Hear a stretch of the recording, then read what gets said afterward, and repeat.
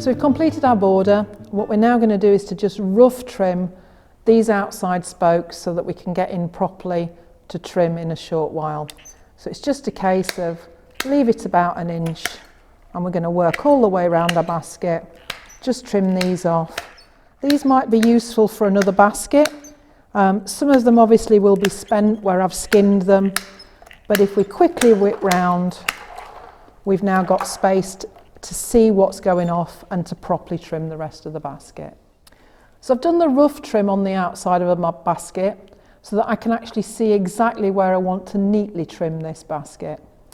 I like to look from underneath. Some people turn them over so they can see from that angle. Some people like to trim from the top, but for me I find the best position is looking here. I can clearly see where the stake is that it needs to lie across. I can clearly see the rod that I want to aim for, and I've got enough room and position to get in there to do that sideways trim. And I can work all the way around my basket, looking where I want to trim them, and trim them in sequence so they're sat neatly on the underside of my border. And I can go round and I can do that to all of these radiating rods. I've got my basket with all my border completed. I've done all my outside trimming. I just need to now turn my attention to trimming inside of the basket.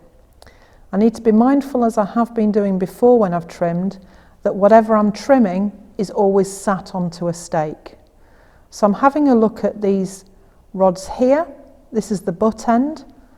And what I'm wanting to do is to lift that slightly, see where it's sat onto the stake, and I want to trim that on a slight angle in order for that to sit back onto the stake.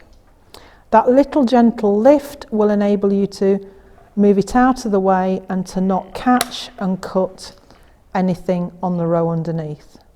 You work round the basket and you'll cut all of the ends off, the butts and the tips, trim into there.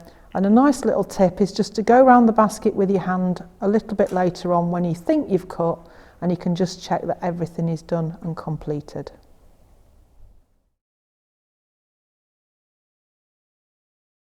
So here we are with our finished baskets. We hope you've enjoyed the series of demonstrations that we've gone through today to achieve this final product.